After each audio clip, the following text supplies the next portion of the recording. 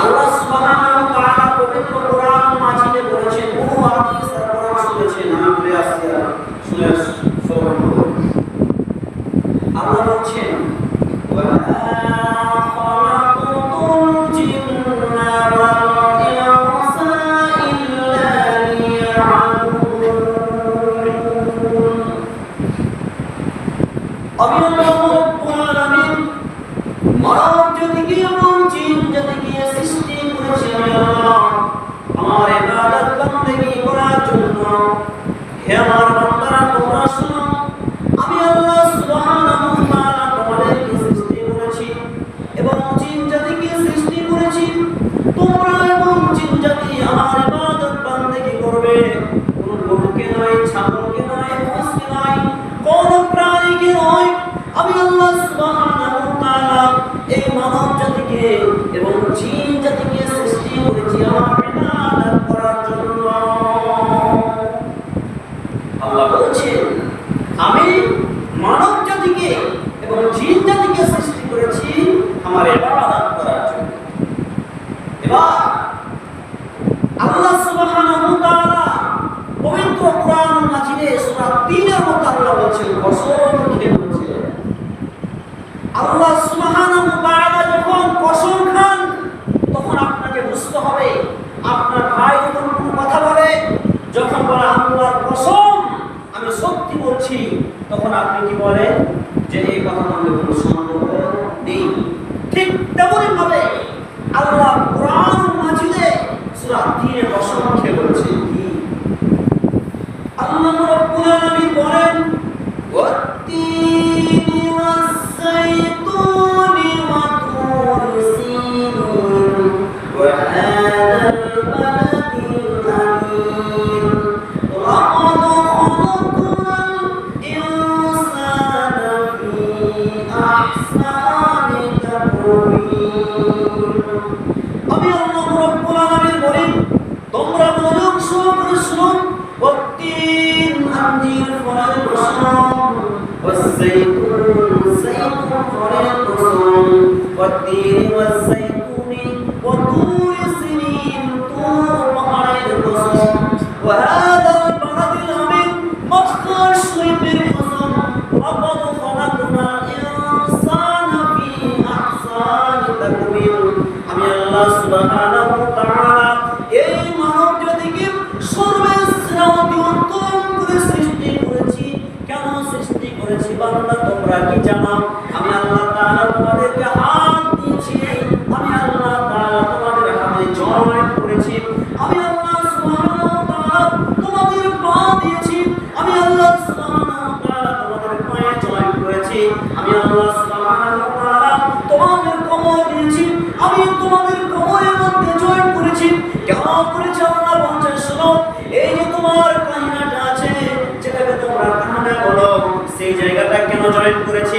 আল্লাহ বলছেন, হে আমার বান্দা, তুমি যখন শোনো, আমার যখন তোমরা ইবাদত বندگی করবে, আল্লাহু আকবার বলে যখন তোমরা ইবাদত করবে বান্দারে, যদি আমি হাতটাকে তোমার এরকম সোজা করে দিতাম, তাহলে আমার আসলে সুন্নাহ হতো না, এইভাবে দাঁড়িয়ে যেত। আমি আল্লাহ তোমাদের হাতে জয়েন করলাম, তোমরা যেন এইভাবে সুন্দর করে হাত করতে পারো।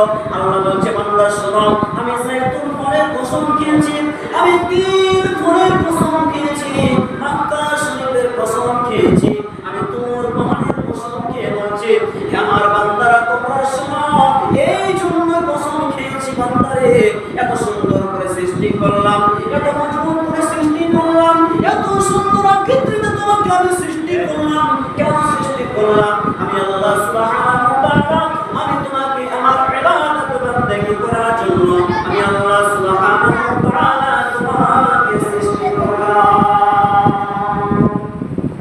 তাহলে বুঝতে হবে আল্লাহ সুবহানাহু ওয়া তাআলা আল্লাহর ইবাদত বندگی করার জন্য সৃষ্টি করেছে। কেমন করে? লাকাদ খালাকনাল ইনসানা ফি আহসানি তাকওয়িম। আমি আল্লাহ এই মানব জাতিকে সবচেয়ে সুন্দর করে সারা পৃথিবীতে যত মাখলুকাত আছে সবচেয়ে সুন্দর করে এই মানব জাতিকে আমি আল্লাহ সুবহানাহু ওয়া তাআলা সৃষ্টি করলাম।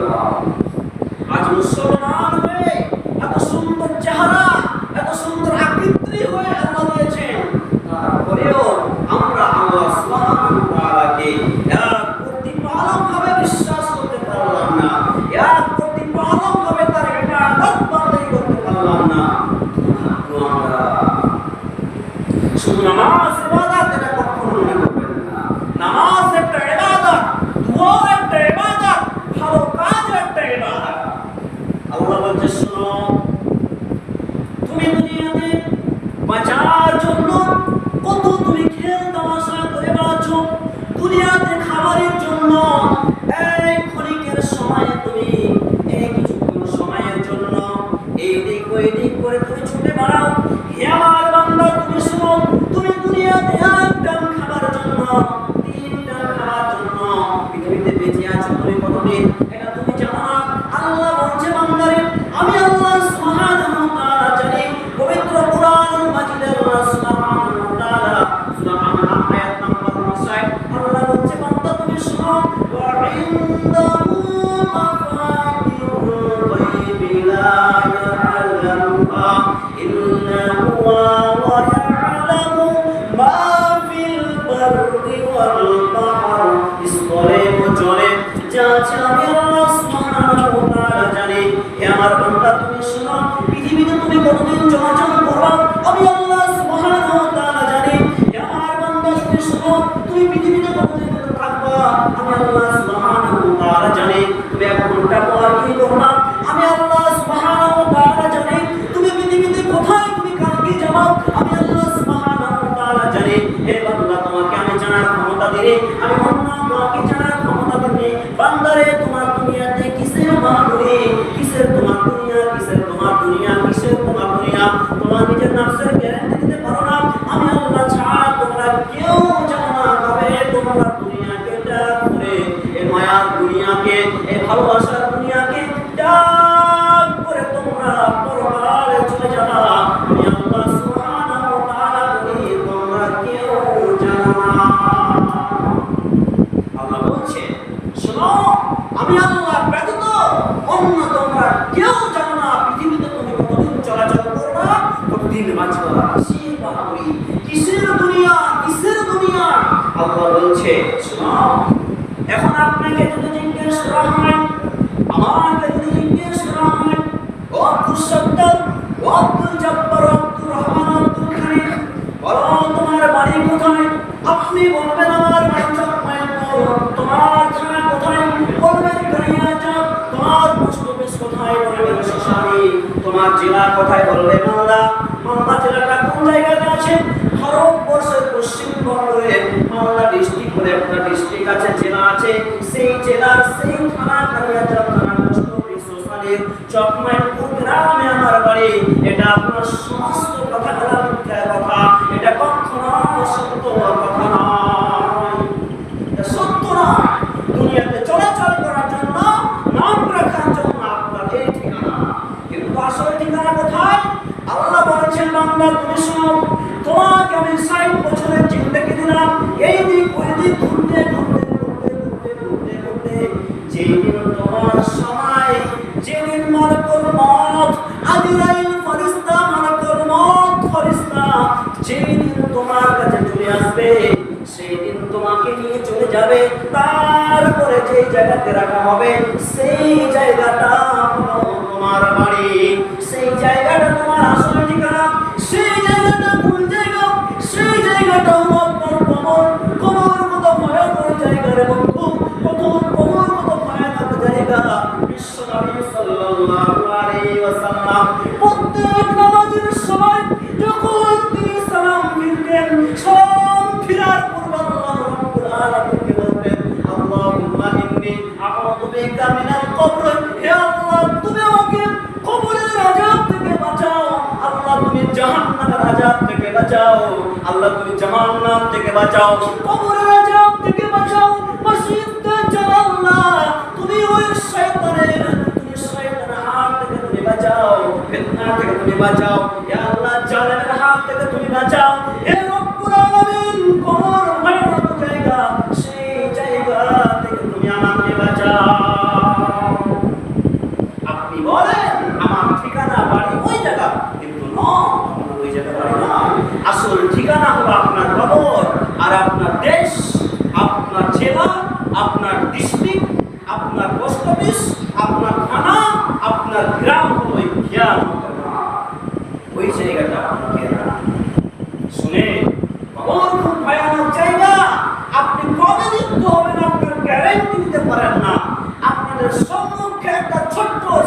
বাচ্চা এই যে কয়েকদিন হলো মারা গেল, বাড়িতে বসে থাকলেন, জানাজার সলাত আদায় করলেন না।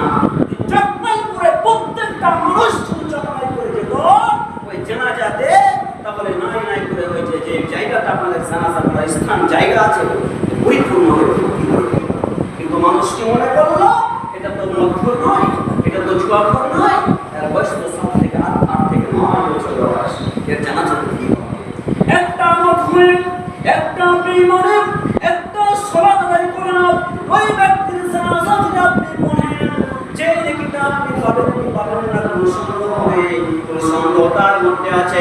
কিন্তু একটা নিষ্পাপ ব্যক্তিটা যদি আপনি জানাজা করতে যান আপনার কোনো সন্দেহ নাই, কোনো সন্দেহ নাই, কোনো সন্দেহ নাই, আপনি নেকি পেয়ে যাবেন। এখন যদি আপনার নাম করে একটা ডাকাত মারা যায় তাহলে সেই ডাকাতে জানাজা অভাব হয় না, এলান হয়ে যায় সারা বিশ্বে অমুক ডাকাত অমুক জায়গাতে মারা গিয়েছে অমুক গ্রামে। কিন্তু একটা ছোট বাচ্চা যাচ্ছে মারা গেল, খেলনা আসা মনে করেন ছোট বাচ্চা না, এটা কখনো মনে করতে হবে না, এটা ভুল ধারণা আপনারা শুনেন। তার জন্য আপনাকে আমি বলি আল্লাহ বলছে বান্দা শুনো, তোমাকে আমি ইবাদত বন্দী করার জন্য সৃষ্টি করেছি। বান্দা শুনো, তোমার আসল ঠিকানা এই দুনিয়াটা নয়, আসল ঠিকানা হচ্ছে আপনি যেখানে যাবা সেই জায়গাটার নাম হলো কি কবর। কবর থেকে কোথায় উঠবা সেই জায়গাটার নাম হলো তোমার কিয়ামতের মাঠ। সেই কিয়ামতের মাঠে তোমাকে দাঁড়াতে হবে। শুনো বান্দা, আল্লাহ সুবহানাহু ওয়া তাআলা বলেন হে আমার বান্দা তুমি শুনে নাও কান খুলে, কাইফা তাকফুরুনা বিল্লাহি ওয়া কুনতুম আমওয়াতান فأحياكم ثم يميتكم ثم يحييكم ثم إليه ترجعون। তুমি বান্দা আমাকে কেমন করে অস্বীকার করো, তুমি বান্দা আমাকে কেমন করে অস্বীকার করো, আমি আল্লাহ সুবহানাহু ওয়া তাআলা তোমার কোনো অস্তিত্ব ছিল না, আমি আল্লাহ তাআলা তোমাকে অস্তিত্ব দিয়েছি। হে আমার বান্দা তুমি শুনো, যখন তোমার কোনো নিঃসন্দ তোমার কিছুই ছিল না, আমি আল্লাহ তাআলা তোমাকে বিশ্রাম করেছি, আমি আল্লাহ সুবহানাহু ওয়া তাআলা তোমার কোনো কিছুই ছিল না, তোমার কোনো একটা শরীরের দেহটা তৈরি করলাম। হে আমার বান্দা তুমি শুনো, তুমি যদি তোমাকে আমি আবার জীবিত করব রে বান্দা, তোমার কোনো অস্তিত্ব ছিল না, তোমাকে আমি মৃত্যু আছো, তুমি এখন মৃত্যু আছো, মুর্দা আছো, আবার আমি আল্লাহ তাআলা তোমাকে সৃষ্টি করব বান্দা শুনো, আবার তোমাকে আমার কাছে ফিরে আসতে হবে। আল্লাহ সুবহানাহু ওয়া তাআলা শুধু তাই বলে না, তারপর অন্যথায় আল্লাহ সুবহানাহু ওয়া তাআলা বলে মিনহা খালাকনাকুম ওয়া ফিহা নুঈদুকুম ওয়া মিনহা নুখরিজুকুম তারাতান উখরা। আল্লাহ সুবহানাহু ওয়া তাআলা বলে বান্দারে তুমি ভালো করে মনোযোগ সহকারে শ্রবণ করো, মিনহা খালাকনাকুম ওয়া ফিহা নুঈদুকুম ওয়া মিনহা নুখরিজুকুম তারাতান উখরা। হে আমার বান্দা শুনো, আমি আল্লাহ সুবহানাহু ওয়া তাআলা তোমাকে মাটি থেকে সৃষ্টি করেছি, মাটিতে তোমাকে জ্বালানো যেতে হবে, আবার আমি আল্লাহ সুবহানাহু ওয়া তাআলা তুমি মাটিতে মিশে যাবা, আমি আল্লাহ সুবহানাহু ওয়া তাআলা আবার তোমাকে মাটি থেকে উঠিয়ে অন্তরে কিসের তোমার বাহাদুরি, কিসের তোমার রাজনীতি, কিসের তোমার দুনিয়ার ভালোবাসা, কিসের তোমার নারীকে নিয়ে ভালোবাসা, যে নারীকে আপনি ভাবলেন সারা পৃথিবীর সবচেয়ে শ্রেষ্ঠ নারী হলো আপনার স্ত্রী, যেটা মুহাম্মদ সাল্লাল্লাহু আলাইহি ওয়াসাল্লাম পবিত্র কুরআন মাজিদের মধ্যে, পবিত্র হাদিসের মধ্যে তিনি বিশ্ব নবী, আখিরি নবী, আখিরি পয়গম্বর মুহাম্মদ রাসূলুল্লাহ সাল্লাল্লাহু আলাইহি ওয়াসাল্লাম বলেছেন দুনিয়া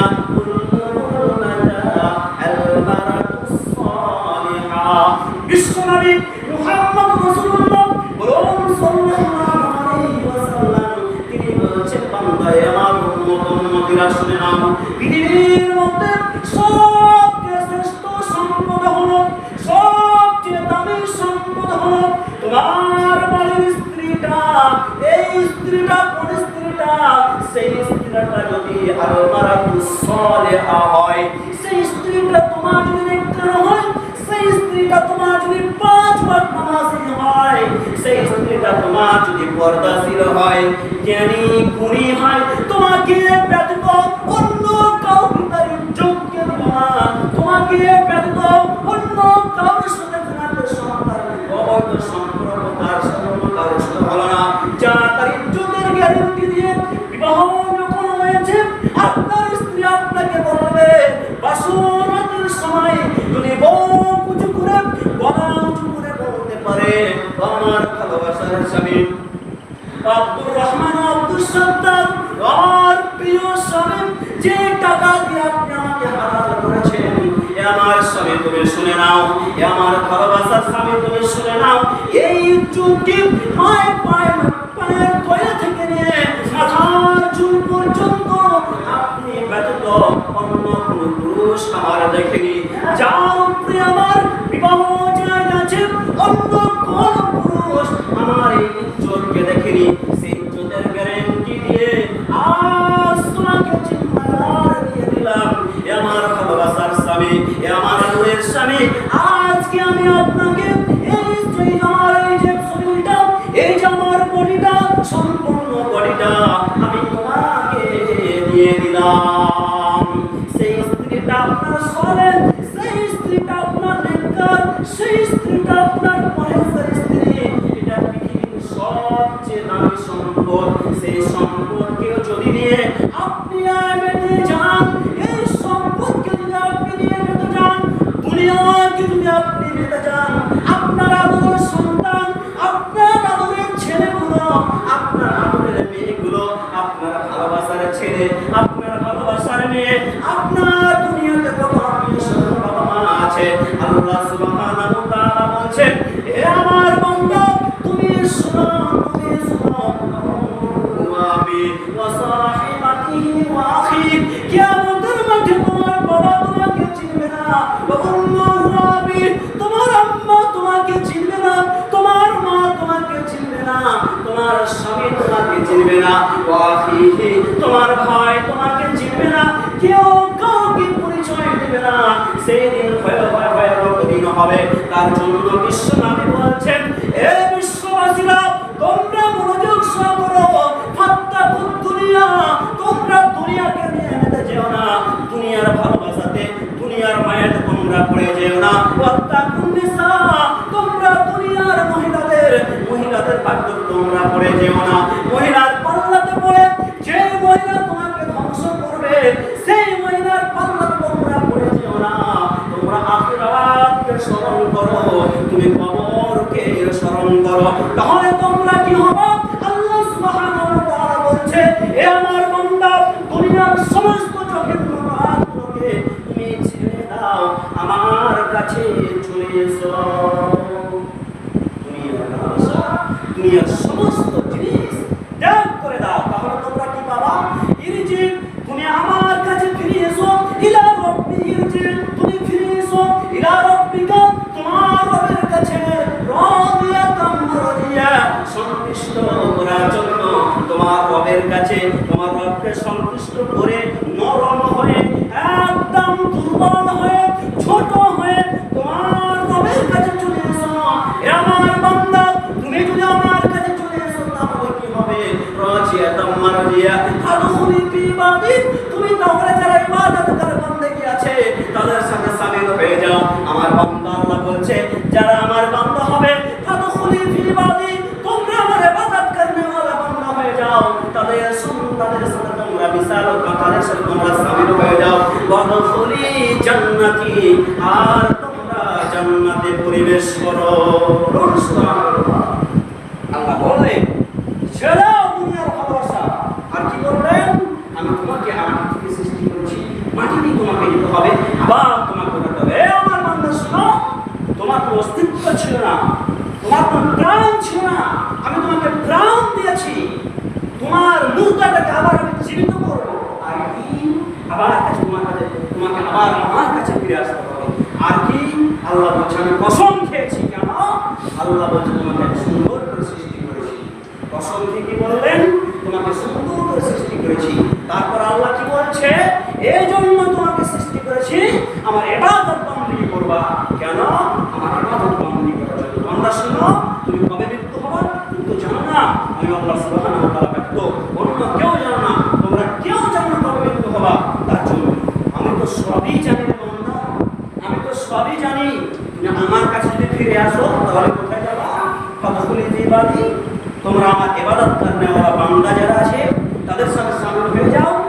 পাঁচ ওয়াক্ত নামাজি ভালো লোক আছে তাদের সাথে বন্ধুত্ব করো, তাদের সাথে যারা ভালো তাদের সাথে বন্ধুত্ব করো, আর তাদের সাথে যারা পাঁচ ওয়াক্ত সালাত আদায় করে ভালো বান্দা, খাস বান্দা, নেককার বান্দা, তাদের সাথে তোমরা সমান হয়ে যাও।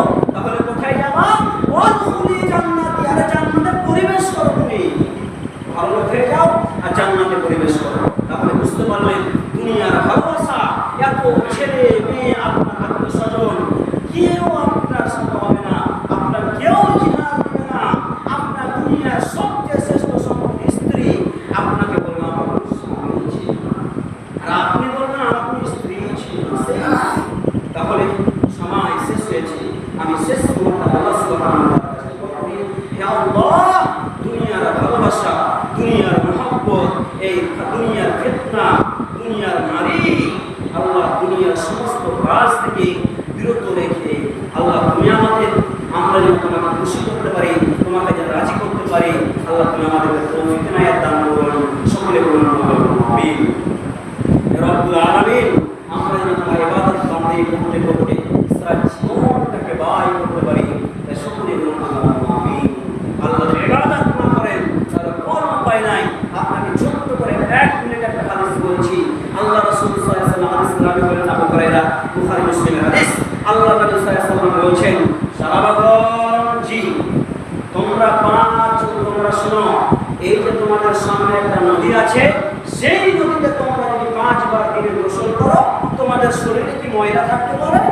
সাহাবাগণ বললেন, আল্লাহর নবী 5 বার যদি আমরা গোসল করি শরীরে কেমন করে ময়লা থাকে?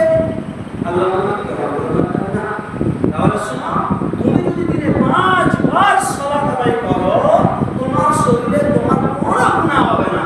কি করো? ওযু করবা, সাকিরা গুনাহগুলো মাফ, হাতের মুখ ধোবা, মুখের গুনাহগুলো মাফ, কুলি করবা, জিবা দিয়ে যে গুনাহগুলো হয়েছে সেই গুনাহগুলো মাফ, পা ধোবা, যেখানে হেঁটুলি পায়ের গুনাহ করতে গেছো সব মাফ। বুঝতে পারলেন? তো আল্লাহর নবী বলছেন, তুমি 5 বার যদি গোসল করো, যেমন তোমার শরীরে ময়লা থাকতে পারে না, ঠিক তেমনি তুমি যদি 5 ওয়াক্ত সালাত আদায় করো, তাহলে তোমার কোনো গুনাহ থাকতে পারে না।